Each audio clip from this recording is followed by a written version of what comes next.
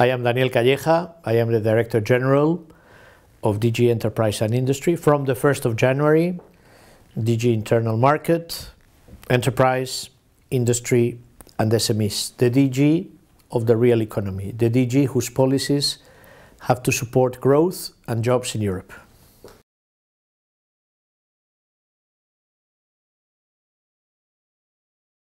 The priorities are very clear. They were set out by President Juncker in his speech before the European Parliament.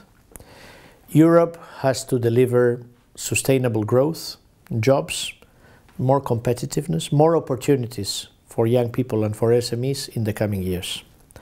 We need to get out of the worst economic crisis which we have lived in the EU since the Second World War, and we need to regain and to re-inject in the European economy more dynamism, more competitiveness, more opportunities, and more possibilities for economic development for all our citizens. This is going to be the biggest priority.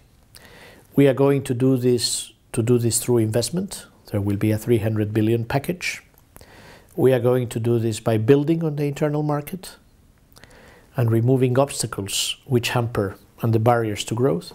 We are going to do this through the energy union, creating a single market for energy, developing more interconnections, eliminating the distortions, working to have affordable prices of energy. And we are going to do this through a strategy of reindustrialization. We need industry to move from 15% to 20% of the GDP by 2020. We believe that the construction sector, which has suffered very severely from the crisis, in many countries the construction sector was the victim of the crisis, can now become the real engine of the recovery. We have in Europe hundreds of millions of buildings which have to be renovated. We can, building on the construction sector, use the potential of the construction sector through energy efficiency, through SMEs, through skills, through standardization, to make the construction sector the leader in the recovery for growth and jobs in Europe.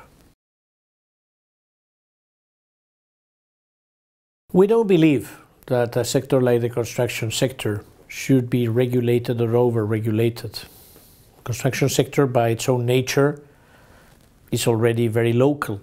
It's very national. But there are things that we can do at European level. Let me mention some.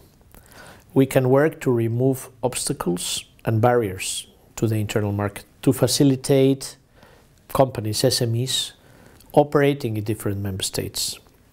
We can work to promote more action on skills.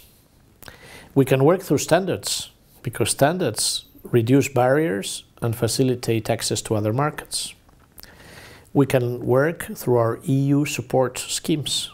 We have the COSME program for SMEs, 2.4 billion euros to support SMEs in Europe. We have Horizon 2020, 80 billion euros to support innovation in Europe. And we have a strategy of smart specialization, working with structural funds to support regions which can, building on innovation, building on some of the key sectors for industry, develop new opportunities. So it's not a question of regulation. Regulation is a last resort when all the other instruments fail, and we believe that it is necessary for the purposes of the single market to act, then we will act. And there are good examples where regulation at the right level delivers concrete benefits. Let me mention waste, let me mention recycling, let me mention some actions where you actually bring benefits. One of the big problems that the construction sector has is late payments.